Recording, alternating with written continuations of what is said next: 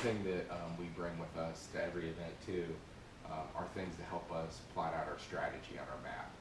So um, most races you're going to get a map either at the beginning of the race or right before the race, and you may get multiple maps. If it's going to be a multiple map race, you might actually need to carry some of this with you, but we usually use color pencils and maybe a couple different pens or highlighters. And what that helps us do is when you get these maps, they're just going to be, they're going to be plain, and they may have the checkpoints on it that you have to orienteer to, and they may not. If they don't, then the first thing you have to do is plot all your points. Once your points are on there, then you're going to have to make your strategy. So here you can see I have a yellow line here, green line here, red line over here, and a purple line. So each of these were legs in the race, and you could get the points in any order. So what we did is we sat down, we had an hour before the race started to plot out our strategy. We did each leg in order in a different color, and we picked the order that we wanted to get the points in, and drew the lines in the direction we were going to travel over the terrain.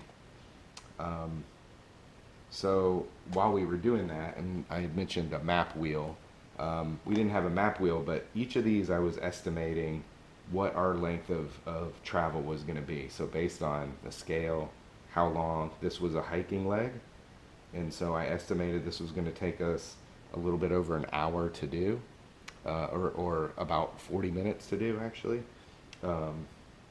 And we hit this right at 40 minutes.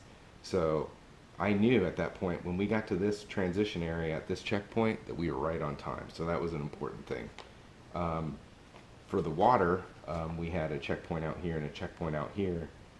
We didn't draw anything here, but we decided this looked like it might be a little bit difficult and it was worth more points. So we were going to sacrifice that if we got behind on time, because we really didn't know how long this paddling was going to take. So we went ahead and got this one first. A lot of people went and got this one first. I'm glad we got this one first, because when we got back here we still had plenty of time, and we headed up here. I think a lot of people hit this one first and then bailed because there was a lot of upstream paddling and current, and this was a little more tricky than this one. So you can see then we have our green line here. This was one of our mountain biking legs. We took a little non-traditional route here.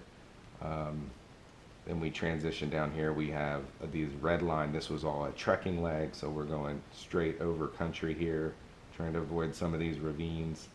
But you know, having your lines, knowing the degrees of travel, and then using your compass is really important. So the number one thing in adventure racing is improving your navigation skills. Improving those navigation skills is really important, and practicing those, because you can be the fastest team out there, but if you get lost trying to find a point, you could lose 20 or 30 minutes on one point, and the people who are moving slow and steady are going to catch you. If you're good at navigating and fast, that's a pro, but you really need to work on your navigation skills.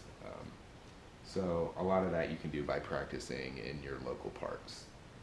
Another important thing is to recon the park. So if you know you're going to have a race in a certain park, like this race was in Pocahontas State Park. My teammate and I, we went out to this park the weekend before, and we went all around this park on our mountain bikes, and that helped a lot. So unfortunately we spent a lot of time up here where there weren't any points, but we also did a couple of these roads. So once we were down here and moving around on our bikes, we had seen it before, and we were pretty familiar with you know, how intense it was going to be and what things look like in different landmarks. So that can also be very helpful. Every race is a little bit different. The people who organize the race are different. Some organizers like to hide checkpoints, so they're a little bit difficult to find. You can be in the right area, but it's you know, right behind a log or something like that. Some will put them right out in the open. Some people give you multiple maps, so you might have a map for the first half of the race, and then the second half is different.